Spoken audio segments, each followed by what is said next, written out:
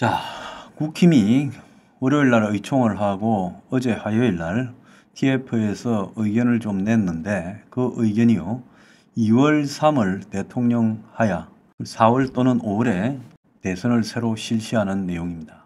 지금까지 우리가 질서 있는 대각, 살라미식 대각을 갖다가 이야기해온 것은 이재명이 아무리 빨라도 5월에 공직선거법 위반이나 위정교사 2심을 치르지 않을까. 그러니까 적어도 그 시간 이상은 충분히 벌여야 된다.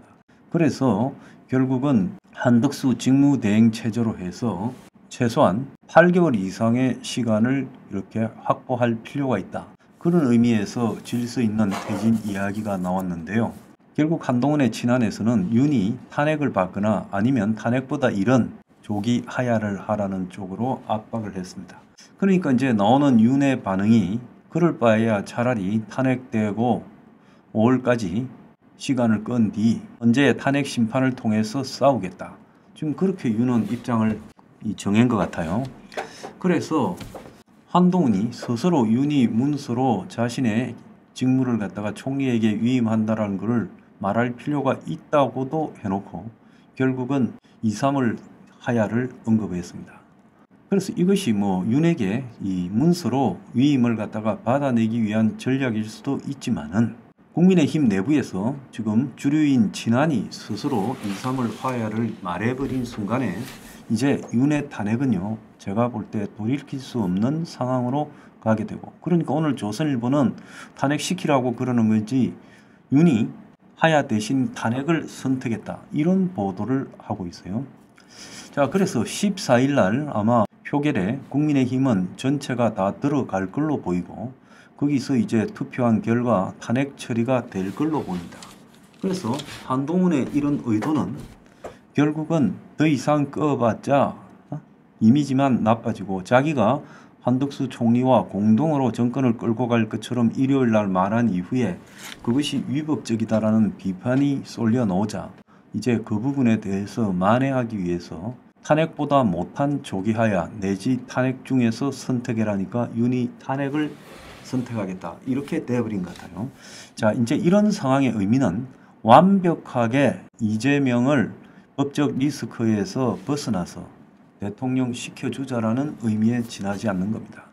그렇다면 지난 일주일간 모든 질서 있는 태각에 대한 논의는요, 허송세월을 보낸 거고, 한동훈이가 오바해서 이 시기에 권력 잡아보겠다고 하다가 그래서 한덕수와의 공동운영체제가 법적인 하자가 있다라는 비난을 스스로 자초했고, 그래서 이제 윤을 조기에 보내버릴 거라는 그런 결론에 이르는 것 같습니다. 그래서 어떻게 하든 윤은 하야하면 따질 기회도 없고 또 하야하면 2, 3월에 하야해야 되니까 윤 스스로도 탄핵이 더 낫다고 선택한 거죠. 자, 그렇지만은 지난 토요일 날 사과하는 담화를 발표할 때 문서로 일임하겠다고 깔끔하게 해버렸으면 적어도 한 7, 8개월 이상의 시간을 벌 수 있고 이재명의 이 선고를 한번 기대해 볼 수 있었는데 윤한 둘 다 멍청해서 결국 욕심 부리다가 최악의 상황을 선택한 걸로 보입니다. 자, 저는 보수 지지자 여러분들께 말씀드리는 거는요, 토요일 날 탄핵에 대해서 부결될 거라고 크게 기대를 하지 마시라. 이제 국힘은요, 스스로 얼굴에 죄를 뿌리는 일을 선택했다. 또 이재명을 대통령 시켜주고 그리고 거기 속에서 결국은 적당히 스파링 파트너로 또 마라톤으로 말하면 페이스메이커로 띄워주고 적당히 져주고 그 다음에 당권을 장악해서 차기를 기약한다. 한동훈이 차기를 기약한다, 이렇게 정리된 것 같습니다. 자, 이런 국민의힘의 태도는요, 그야말로 지금 윤석열 정권에게 지지를 보내주고 국힘에게 지지를 보내준 여러분들에 대한 완전한 배신이라고 생각합니다. 자, 우리가요, 상황이 아무리 나빠도 끝까지 싸워봐야 되는 거죠. 저 계엄소동은 윤 대통령과 그 신복 몇 명이 저지른 일이고 대부분의 보수는 저런 일에 대해서 무관합니다. 그런데 지금 보수 진영 전체가 윤과 그 몇 명 때문에 또 한동훈의 어설픈 욕심 때문에 지금 다 망하게 생겼어요. 제가 탄핵에 반대한 것은 윤 살리자고 반대한 거 아니에요. 그 사람은 솔직히 말하면 보수의 대역죄인입니다.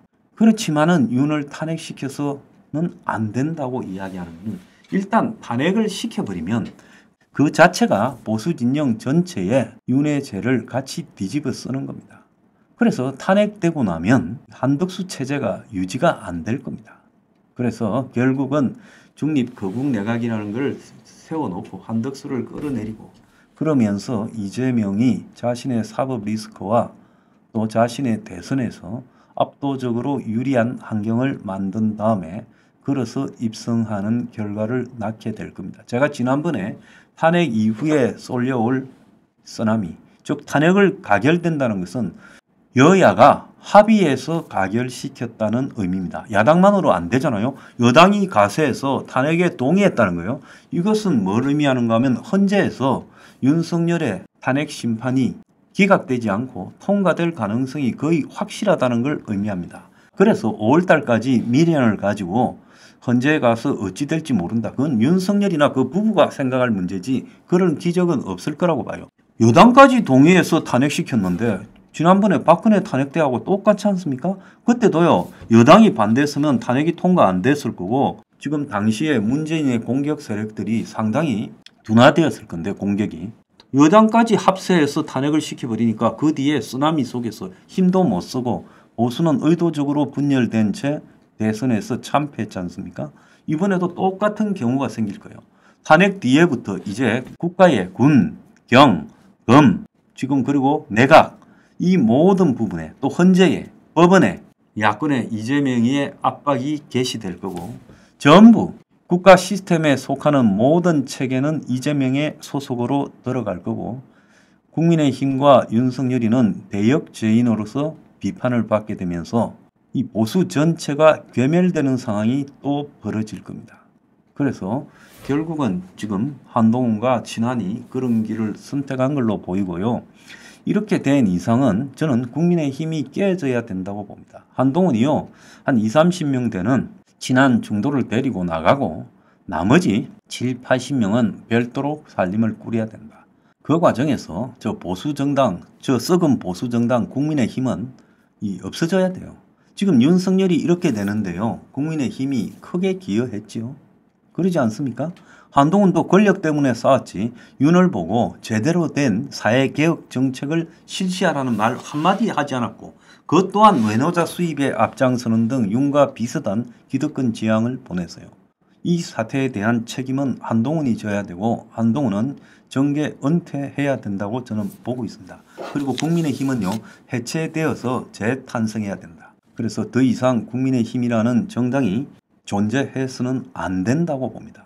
많은 보수 성향의 국민들이 탄핵이 되면 보수가 잘못했다는 걸 스스로 보수 전체가 잘못했다는 걸 스스로 인정한 격이 되니까 그 이후에 몰려올 좌파들의 망동에 대해서 굉장히 우려하고 그래서 선량한 보수 성향의 국민들 상당수가 탄핵만큼은 당하지 않고 이 전체 절차에서 보수 스스로가 방법을 찾아서 질서 있는 퇴각을 하고 그 부분에 대한 이재명 측의 공격을 똘똘 뭉쳐서 막아내야 된다.